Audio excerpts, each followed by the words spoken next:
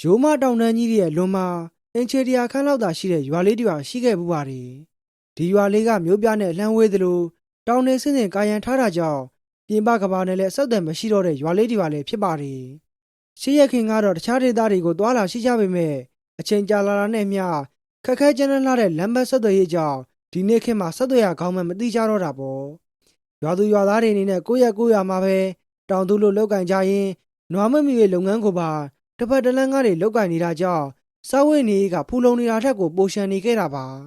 ဒီရွာလေးရဲ့ဘေးဘက်ဝန်းကျင်မှာဆိုရင်စိန်လန်းဆိုပြေလှတဲ့တစ်မင်တောတောင်တွေပြင်ပြားလဲလဲရေကန်တကန်လည်းရှိပါတယ်အဆိုပါရေကန်ကိုဆွဲပြုတ်ပြီးရေပြာရွာလို့လည်းခေါ်ဆိုခဲ့ကြတယ်ဗျ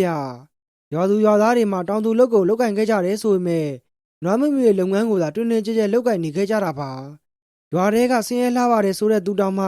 နွားကြံတစ်ချမ်းနဲ့လက်တွေကားလောက်တော့အနည်းဆုံးရှိတတ်ပါတယ်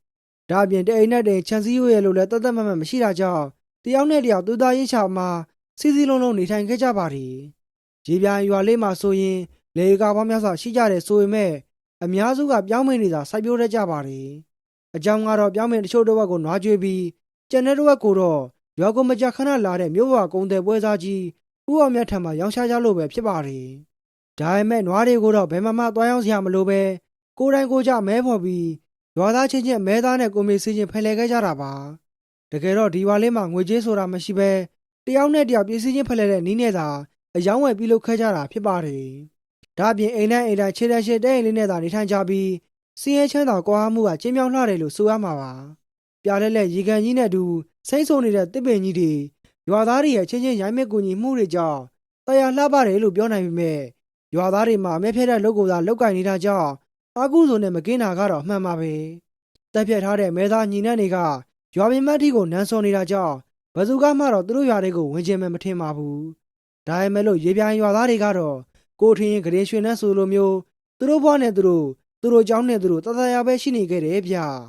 ျဒီလိုနဲ့တရက်မှတော့တောထဲမှာလှည့်လည်ပြီးတရားကြည့်ကြနေတဲ့ဆရာတော်ကြီးတစ်ပါးကရေပြိုင်ရွာနားကိုရောက်ရှိလို့လာပါတော့တယ်ဆရာတော်ကြီးကတောထဲတောင်ထဲမှာတရားကြည့်ကြနေဆိုပေမဲ့တနေရာထဲမှာသတင်းသုံးတာမျိုးမဟုတ်ဘဲတောတောင်နဲ့လှည့်လည်ပြီးတရားဘောနာကိုအေးချမ်းချမ်းပွားများနေတဲ့ရဟန်းမြတ်တစ်ပါးလည်းဖြစ်ပါတယ်ခုလိုရွာတွေတွေ့ရင်လည်းခဏတာဝင်ရောက်ဆုံးခံလေးရှိပြီးနေချင်းမြန်တောထဲကိုပြန်ကျသွားခဲ့ပါတယ်ဒါပေမဲ့ဆရာတော်ကြီးအနေနဲ့ရေပြန်ရွာထဲကိုရောက်တယ်ဆိုရင်ပဲခြေလမ်းတွေကတုံဆိုင်သွားပြီးအော်ဂလီဆန်ချင်းစရာအညှိနှန်းတွေကိုသတိထားမိသွားပါတော့တယ်အဲ့နောက်ဆရာတော်ကြီးလည်းရေပြန်ရွာလေးကိုကြည့်ရင်တန်ဝေကတရားတွေရနေပါတော့တယ်အမှန်တော့ရေပြန်ရွာမှာအာကုဇိုနေနဲ့ဖုံးလွှမ်းနေုံနဲ့မကပဲကိုးကွယ်စရာဖုံးကြောင်းလည်းမရှိခဲ့ပါဘူးအဲဒါကြောင့်ရွာသားတွေအနေနဲ့ဖျားတရားတန်ခါကိုတောင်မှတဖြည်းဖြည်းနဲ့မေ့ပြောက်လာကြပြီးအာကုဇိုလှုပ်တွေကိုသာတင်ရချပွားများနေခဲ့တော့တာပေါ့အဲ့နောက်ဆရာတော်ကြီးကရွာသားတွေအတွက်ကုသိုလ်နည်းနည်းလေးမှရဆိုပြီးရွာထိပ်ကတစ်ပင်ကြီးအောက်မှာတရားအားထုတ်ကြည်ကြံနေပါတော့တယ်ဒါပေမဲ့မကြခင်မှာနေမုန်းတဲ့တော့မှဖြစ်တာကြောင့်ဒီနေ့အတွက်တော့ဆရာတော်ကြီးအနေနဲ့စွန့်မပေးရမှာကတော့သိချပါပဲဆရာတော်ကြီးကတော့ကြိုတရားရပြီးသားရဟန်းတစ်ပါးဖြစ်တာကြောင့်ရသတနာကိုလွယ်တကူပယ်နိုင်ပြီးရွာသားတွေရဲ့အကျိုးကိုသာရှေ့ရှုလို့နေပါတော့တယ်ဒီလိုနဲ့မကြခင်ချိန်တွင်းမှာပဲဆရာတော်ကြီးနေတဲ့တရားအားထုတ်ကအတော်လေးကိုခီးပေါက်နေပြီလို့ဆိုနိုင်ပါတယ်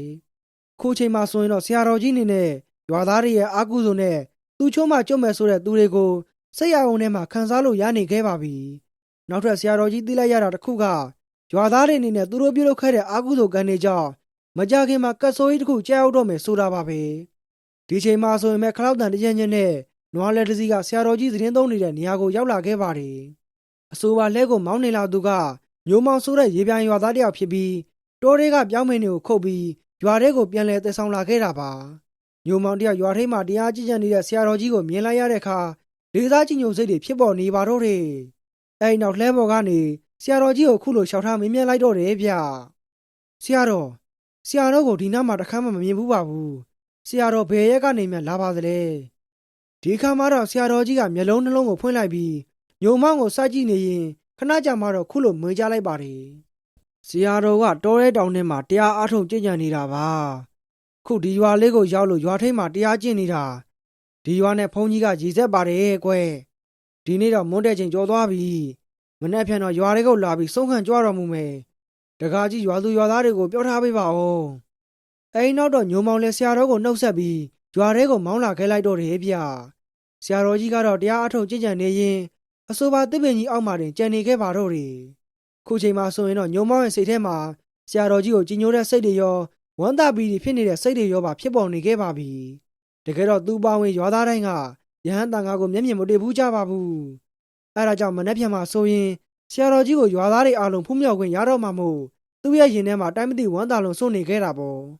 ့ဒီလိုနဲ့အိမ်ကိုပြန်ရောက်ချင်းမှာပဲညုံမောင်တယောက်လှဲဘော်ကပြောင်းမင်းတွေကိုချဖို့တောင်မှမင်းနေခဲ့ပြီးအဖိုးပြည့်သူရွာလူကြီးစီကိုပြေးလောသွားကဆရာတော်ကြီးကမင်းကြားလိုက်တဲ့အကြောင်းပြောပြလိုက်ပါတော့တယ်ညုံမဘက်ကဆရာတွဲကြစာပြောပြနေခဲ့ပေမဲ့ရွာလူကြီးဖြစ်တဲ့ဦးဦးမြိုင်ကတော့သဘောကျဟန်မတူပါဘူးသူ့အနေနဲ့ညုံမောင်ပြောတဲ့စကားတွေကိုနားထောင်ရင်မျက်မှောင်ကြီးကိုကြုံကစဉ်းစားတွေးတောနေခဲ့ပါတယ်ဒီလိုနဲ့မိုးစုံစုံချုပ်ဆချင်းမှာတော့ဆရာတော်ကြီးကပါလာတဲ့မိုးကနဲ့တူဆောင်းတထဲကိုခင်းလိုက်ပြီးဘေးနားမှာစီမူခွက်တစ်ခုထွန်းလိုက်ပါတော့တယ်အဲ့နောက်တရားအားထုတ်ကြည်ကြံနေခဲ့ပြီးခန္ဓာကိုယ်ကြီးရဲ့ဖြစ်လက်ပြက်လက်သဘောတရားတွေကိုဆင်ញင်သုံးသပ်နေခဲ့ပါတယ်ဒါပေမဲ့ဆရာတော်ကြီးအနေနဲ့အနေဆသဘောတရားတွေကိုဆင်ញင်သုံးသပ်နေသေးမှာပဲရေပြိုင်ရွာထဲမှာကဆိုးကြီးကကြားရောက်နေပြီဆိုတာကိုနောက်ဆုံးမှာတော့သိလိုက်ရပါပြီဒီချိန်ရေပြိုင်ရွာထဲမှာတော့လူတွေအားလုံးအိမ်မောကြနေပြီးမှိန်ပြပြလိုင်းအောင်လေးနဲ့တူတိတ်ဆိတ်မှုကကြီးစိုးလို့နေခဲ့ပါတယ်အဲ့နောက်ဘုံကနေဆိုအတန်တစ်ခုကိုကြားလိုက်ရပြီးနွားကြံဘက်ကိုဥတီလို့လာနေခဲ့ပါပြီဒီလိုနဲ့ခဏကြာမှတော့လွန်လင်မြန်တဲ့အချိန်နဲ့သေသားတော်တစ်ခုကနွားကြီးရဲ့ဥကောင်းကိုဝင်မှန်သွားတဲ့အခါခွန်အားကြီးမားတဲ့နတ်သိုးကြီးမှာတစ်ချက်ထဲနဲ့လဲကျသိဆုံးလို့သွားပါတော့တယ်နတ်သိုးကြီးသိဆုံးသွားတဲ့အခါသကောနှစ်ချက်ကိုကင်ထားတဲ့မကောင်းဆိုးဝါးကြီးကနွားကြီးရဲ့ဘိုက်ကိုကုတ်ဖော်လိုက်တော့တယ်အဲ့ဒီညလုံးနောက်နေ့တစ်မနက်မှာတော့ရေပြိုင်တရားလုံးထိမ့်လဲဝေရမြင်ကွင်းကြီးကိုမြင်လိုက်ရပါပြီအဲ့ဒါကတော့နတ်သိုးကြီးမှာဘိုက်တစ်ခုလုံးကပေါက်ထွက်နေခဲ့ပြီးဥရင်းကလေးစားတွေကပြင်မက်ကိုမြင်မကောင်းလောက်အောင်ထွက်ကြနေခဲ့တာပါရွာသားတွေအနေနဲ့ခုလိုရွာထဲကိုဝင်ပြီးနတ်သိုးကြီးကိုဘိုက်ပေါက်စားတော့လိုက်တယ်ဆိုတာဘလို့တရဝါလဲလို့တွေးပြီးကြောက်စိတ်တွေဖြစ်ပေါ်နေခဲ့ပါပြီရွာလူကြီးကျုံနွားတော့သွားပါ ਈ ဗျာကျုပ်တို့လင်းများမှာရှိသူမဲ့သူဒီနွားလေးပဲရှိတာနောက်နေ့ညတွေမှထပ်လာအောင်မလားမသိပါဘူးဗျာညတိုင်းသာဒီလိုလုပ်နေလို့ကတော့ကျုပ်တို့မိသားစုတော့ငတ်ပြီပေါ့တကယ်တော့နတ်သိုးကြီးမှာရဲရဲဆက်ဆက်အသက်ခံထားရတာဖြစ်ပြီးဘိုက်ထဲကထွက်ကြနေတဲ့ဥရင်းကလေးသားတွေဆိုတာကလည်းမကောင်းဆိုးဝါးကြီးစားလို့ကုန်တဲ့အကျွမ်းညံနေပဲဖြစ်ပါတယ်အခုလိုရွာထဲကိုဝင်ပြီးနွားတွေကိုဘိုက်ပေါက်စားတော့တယ်ဆိုတာကတာမန်တော်လင်းလိမ့်ဆန်မဟုတ်ဘူးဆိုတာကိုလည်းရေပြိုင်တရားလုံးကသိနေတာကြောင့်ကြောင်ရုံစိတ်တွေပါဖြစ်ပေါ်နေခဲ့ပါတယ်တကြီးကျုပ်စဉ်းစားမိတာတခုတော့ရှိတယ်ဗျလွန်ခဲ့တဲ့ရက်တွေတုန်းကကျုပ်တင်းနေလို့ထကြည့်တော့ပြင်မှာထိုးဆန်းဆန်းသတ္တဝါကြီးတစ်ကောင်မြင်ခဲ့တယ်ဗျလက်နှစ်ဖက်ကသကောကြီးကိုကိုင်းလို့ပြန်နေတာပဲဗျငှက်တစ်ကောင်လိုပဲကျုပ်လည်းအရှင်မူထူးနဲ့ဆိုတော့မြင်မာတာပဲဆိုပြီးဒီတိုင်းထားလိုက်တာအဲ့ကောင်ကမမြင်တာတော့ကြားပြီဘာဖြစ်ကျုပ်တို့တွေဒီထက်ပိုပြီးတော့ဇီးထားမယ်မဟုတ်ဘူးလားဒီကောင်ကနွားတွေကိုတင်မကားပဲကျုပ်တို့ကပါကြံပြုတ်နေမှာဒုက္ခရောက်မှာအေးပါငါတကြီးပါဒီရွာကိုဆောင်းကုန်ကွာကိုရမှာငါတောင်းဝင်မယ်မင်းလည်းစိတ်အေးထားဒီနွားတစ်ကောင်လောက်နေတော့မင်းလည်းမွမ်းမသွားပါဘူးဒီကိစ္စကိုငါမြန်ဆုံးဖြေရှင်းပေးနိုင်နေနောက်နေ့ကစပြီးဘာမှဖြစ်စရာတော့ဘူးကွာတကယ်တမ်းမှာတော့တကြီးထင်နေတာကရွာထဲမှာသတင်းသုံးနေတဲ့ဆရာတော်ကြီးပဲဖြစ်ပါတယ်အဲ့နောက်ရွာကဆယ်ရင်ကောင်းနေတဲ့အတူရမီရဖားတွေကိုစုပြီးတကြီးကိုယ်တိုင်ဥဆောင်ကဆရာတော်ကြီးကိုနှင်ထုတ်လိုက်ပါတယ်တခြားရွာသူရွာသားတွေကလည်းတကြီးပြောတာကိုမှန်လို့ထင်ပြီးဆရာတော်ကြီးကိုထွက်သွားပေးဖို့တင်းကျပ်တောင်းဆိုနေပါတော့တယ်ဒါပြင်ဆရာတော်ကြီးကိုလည်းသကောပြန်ကဝေးလို့ဆွဆွဲပြီးဒီရွာကနေမထွက်ဘူးဆိုရင်တော့အသက်အန္တရာယ်ကိုအာမမခံမှုလို့လည်းချင်းချောက်ကြက်ကင်နေခဲ့ကြတယ်ဗျဆရာတော်ကြီးကတော့ဘာမှလည်းရှင်းပြမနေတော့သလိုမေတ္တာစိတ်နဲ့သာတုံ့ပြန်နေခဲ့တာပါဒီလိုနဲ့နောက်ဆုံးမှတော့ဆရာတော်ကြီးလည်းကြွာသားတွေတင်းကျပ်ပြောနေတဲ့အခါသူ့အနေနဲ့ဒီရွာလေးကိုကြောက်ခိုင်းပြီးထွက်သွားလိုက်ပါတော့တယ်ကြွာသားတွေမှာဆရာတော်ကြီးထွက်သွားတာကိုကြည့်ရင်ဒီကိစ္စတွေပြီးပြီလို့ထင်မှတ်ထားခဲ့ကြတော့တာပေါ့ဒါပေမဲ့ဒီကိစ္စကဆရာတော်ကြီးနဲ့မဆိုင်မှုလို့လဲညုံမောင်တယောက်တစ်ထစ်ချယုံကြည်နေခဲ့ပါတယ်သူ့အနေနဲ့ဖိုးပြေးသူနဲ့ရွာသားတွေကိုမလွန်ဆန်နိုင်လို့သာအသားလေးလက်ပိုက်ကြီးနေခဲ့ရတယ်ဆိုပေမဲ့သူတို့ရွာလေးမှာဒီထက်မကပိုပြီးတော့ဒုက္ခရောက်တော့မှာကိုသိမြင်နေခဲ့ပါပြီအဲ့ဒီနေ့ညမှာတော့ရေပြိုင်တရားလုံးစိတ်ချလက်ချအိပ်ပျော်နိုင်ခဲ့ကြရဲ့မဲ့သကောပြန်ကဝေကြီးရဲ့အန်နယ်ကတော့ရှိနေသေးပါမကြခင်ကမှနေဝေမုတ်ချုပ်တာဖြစ်ပေမဲ့တောသူတောင်သားတွေဖြစ်တဲ့ရွာသားတွေမှာတော့မြို့ပြကလူတွေနဲ့မတူပဲအစောကြီးအိပ်ရဝင်တတ်ကြတာပုံမှန်ပါပဲဒီချိန်မှာဆိုရင်မဲ့သကောပြန်ကဝေကြီးကသူတို့ရွာလေးကိုနောက်တစ်ခါဝင်လာပါတော့တယ်ဒီလိုနဲ့ရေပြိုင်ရွာသားတယောက်ဖြစ်တဲ့ကိုစိုးပိုင်ကချန်ပီယံဘက်ကစူညံတန်တွေကြောင့်ရုတ်တဲ့လန်နိုးလာခဲ့ပြီးအခုချိန်မှာသူသိလိုက်ရတာကသကောပြန်ကဝေကြီးမှာသူ့ချန်တဲ့ကနွားတွေကိုဆွဲဖို့ချောင်းနေတယ်ဆိုတာပါပဲအဲ့နောက်စိုးပိုင်ကြီးလည်းမိမဖြစ်သူကိုလှုံ့နှုံးနေခဲ့ပေမဲ့ဒီအချိန်မိမဖြစ်သူမှာတော့အိမ်မောကြလို့နေခဲ့ပါပြီဘလောက်ပဲလှုံ့နှုံးမိမဖြစ်သူကထမလာတဲ့အခါကိုစိုးပိုင်တယောက်လဲ မိမိဖာသာလုံးမယ်ဆိုပြီးဆုံးဖြတ်ချက်ကြီးတစ်ခုချလိုက်တော့တယ်ဗျအဲ့ဒီနောက်တောလိုက်ရိုင်ဖယ်တနက်ကိုထုတ်ပြီးချန်ပီယံဘက်ကိုထွက်ကြည့်လိုက်ပါတယ်ဒါပေမဲ့စောစောကအတန်တွေကိုမကြားတော့ပဲနွားတွေကလည်းဒီတိုင်းရှိနေသေးပါသူ့အနေနဲ့ညာလုံးမောက်ကင်းဆောက်ပြီးသကောပြန်ကဝေကြီးနဲ့တေလဲဖိုက်မယ်လို့စဉ်းစားနေတဲ့ချိန်မှာပဲသူ့ရှေ့တဲမှာကြောချမ်းသွားစီလောက်မဲ့မြင်ကွင်းကြီးကိုမြင်လိုက်ရပါတော့တယ်စိုးပိုင်တယောက်ချမ်းဝိုင်းထဲကိုပြေးလွှားဆင်းလာတဲ့အချိန်မှာတော့သကောပြန်ကဝေကြီးကနွားတစ်ကောင်ရဲ့ဘိုက်ကိုဖောက်ပြီးကလေးစားတွေကိုငမ်းမြစားတော့နေခဲ့တာပါဘေးနားမှာလူစားတယောက်ရေတောက်နေတဲ့ဆိုတာကိုတော့သကောပြန်ကဝေကြီးကတီးမဲ့ပုံမပေါ်ပဲပါရစားတော့နေခဲ့ပြီးအခုချိန်မှာစိုးပိုင်တယောက်အတော်လေးကိုအံ့အားသင့်သွားခဲ့ကသူကိုယ်တိုင်ဒီလိုမျိုးမသိလောက်ဆရာမြင်ကွင်းကြီးကိုမြင်နေခဲ့ရပါပြီအဲ့နောက်သူကိုယ်တိုင်ငမ်းမြစားတော့နေတဲ့သကောပြန်ကဝေကိုတက်တက်ချင်းလိုက်ပြီးတနက်တစ်ချက်ပြစ်လိုက်တော့တယ်ဒီခါသကောပြန်ကဝေကြီးရဲ့တနက်မှန်တဲ့နေရာမှာသွေးတွေထွက်ကြလာခဲ့ပြီးနောက်ထပ်ကြီးစံတွေထွက်ပေါ်လာကဇက်တိုက်ပြစ်ခတ်နေပါတော့တယ်သကောပြန်ကဝေကြီးမှာတန်နဲ့ကြီးနဲ့အော်လိုက်ပြီးနောက်ကိုတစ်ချက်လှည့်ကြည့်လိုက်တယ်ဆိုရင်ပဲသွေးလန့်သွားစီလောက်မဲ့မြင်ကွင်းကြီးကိုမြင်လိုက်ရပါပြီတကယ်တော့သကောပြန်ကဝေကြီးရဲ့မျက်နှာတစ်ခုလုံးကသွေးတွေဘလဘပေးနေခဲ့ပြီးရုပ်ဆိုးဆိုးမျက်နှာတစ်ပြေလုံးကအော်ဂလီဆန်ရင်စာကောင်းလာသလိုလက်သေးကြီးတွေမှလည်းကြောက်စာကောင်းလောက်အောင်ရှည်ထွက်နေခဲ့ပါတယ်စိုးပိုင်ကြီးလည်းခုလိုခြောက်ချားဖွယ်ရမြင်ကွင်းကြီးကိုမြင်လိုက်ရတဲ့ချိန်မှာနောက်ထပ်ကြီးစံတစ်ထောင်ကုန်တောင်မှပြစ်ဖို့အားခဲနေခဲ့ရပါတယ်ဒီချိန်မှာသူသိလဲရတာကသွေးဆိုးနေတဲ့မျက်နှာကြီးမှာရွာလူကြီးရဲ့မျက်နှာဖြစ်နေတဲ့ဆိုတာပါပဲခမရရွာလူကြီးမဟုတ်လားဟာကွာဖို့ထွက်မှာတောင်မဝန်းတည်တယ်ခမရကိုဒီရွာလုံးကလေးသားကြီးညိုနေကြတာခုတော့သကောပြန်ကဝေဖြစ်နေတယ်ပေါ့အဲဒီနောက်သကောပြန်ကဝေကြီးကလက်ထဲကဒုတ်ကိုကိုင်းလိုက်ပြီးသူ့စီကိုဒေါသရည်နဲ့ရောက်လာပါတော့တယ်ဒါပေမဲ့သကောပြန်ကဝေကြီးကနောက်ကိုခြေလမ်းငားလမ်းပြန်ဆုပ်လိုက်ပြီးအချိန်မြင့်မြင့်နဲ့ရိုက်လိုက်တဲ့အခါစိုးပိုင်ကြီးလည်းဝါးရပြန်စားလောက်ထိလွှင့်စင်သွားပါတော့တယ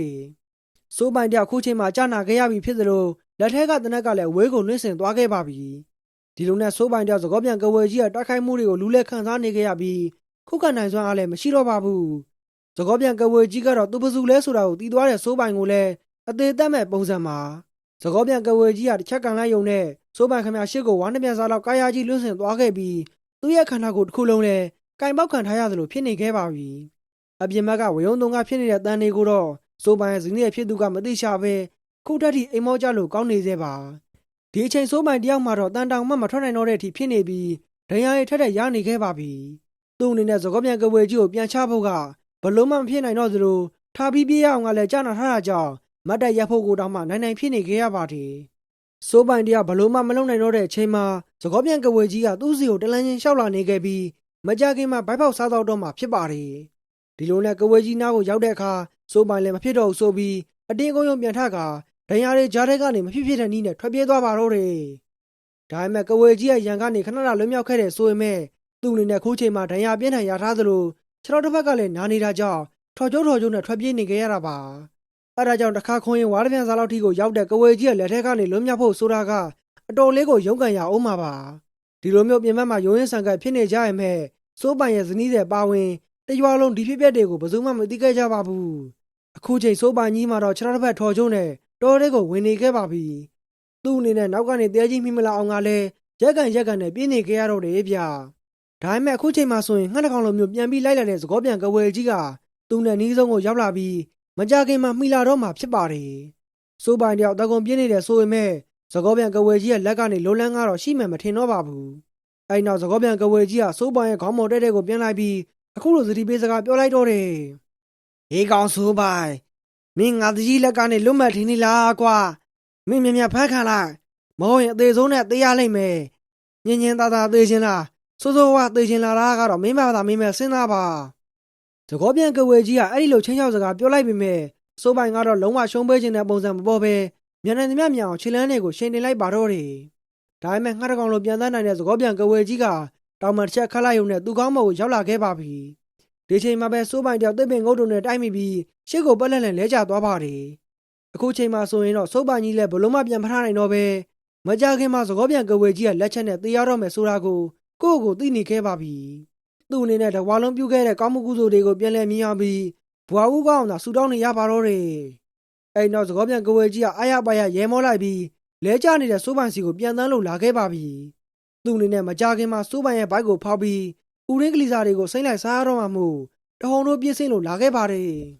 ဒါပေမဲ့လို့သူ့အောက်ကိုရောက်တယ်ဆိုရင်ပဲပြေကျိုးတကွန်းကသူ့ရဲ့လေပင်ကိုဆွဲရတာဖြစ်သွားခဲ့ပြီးအတန်နဲ့ကြီးနဲ့တူကျဲလောင်စွာအိုးရနေခဲ့ရပါပြီ ဘယ်ကရောက်လာတဲ့ပြေချိုးမှမသိခဲ့ပေမဲ့သကောပြန်ကဝေကြီးမှာတလုံးလုံးလူနေခဲ့ရပြီဖြစ်တယ်လို့ရှေ့ကိုလည်းဘလုံးမဆက်တိုးလို့မရနိုင်တော့ပါဘူးသူ့ရဲ့ကျဲလောင်စာအိုးဟင်းနေတဲ့တန်တဲ့ကြီးကလည်းတတော်လုံးလုံးကိုပြန့်နှံ့သွားခဲ့ပြီးအချိန်ကြာလာတဲ့မျှအော်သန်တွေကလည်းဖြည်းဖြည်းနဲ့တိမ်ဝင်လို့သွားခဲ့ပါပြီအဲ့နောက်ဆရာတော်ကြီးနဲ့အတူညိုမောင်တို့ကတပ်ပင်ရဲ့နောက်ွယ်ကနေထွက်လာပြီးဆရာတော်ကြီးကဖျားစာတွေကိုဇက်တိုက်ရွတ်ဆိုနေပါတော့တယ်ဒီအချိန်မှာဆိုရင်ပဲဖျားစာကိုနားမခံနိုင်တော့တဲ့သဘောပြန်ကဝေကြီးမှာငယ်စံပေါင်အော်နေခဲ့ရတော့တယ်ဗျတကယ်တော့ညိုမောင်အနေနဲ့သဘောပြန်ကဝေကြီးကိုသီထားမိနေခဲ့တာ6လလောက်ရှိခဲ့ပါပြီဒီချိန်တုန်းကတော့ရွာမှာဘာမှဖြစ်သေးသလိုအားကိုးစရာလည်းမရှိသေးတာကြောင့်ဒီတိုင်းလက်ပိုက်ကြည့်နေခဲ့ရတာပါတရက်တော့ဆရာတော်ကြီးကိုကံကောင်းထောင်းမစွာနဲ့ဖူးမြော်ခွင့်ရခဲ့ပြီးသူတို့ရွာထဲမှာမြင်နေရတဲ့သကောပြန်ကဝေကြီးကြောင့်ရှောင်ထားလိုက်ပါတော့တယ်အဲ့ဒီနောက်ဆရာတော်ကြီးကသူတို့ရွာလေးမှာမကြခင်သကောပြန်ကဝေကြီးရဲ့အနေနဲ့ကြုံတွေ့ရတော့မယ်ဆိုတဲ့အကြောင်းနဲ့အဆိုပါသကောပြန်ကဝေဟာညိုမောင်ရဲ့ဖိုးဖြစ်သူရွာလူကြီးကိုယ်တိုင်ဖြစ်တဲ့ကြောင့်မိန့်ကြားတော်မူလိုက်ပါတယ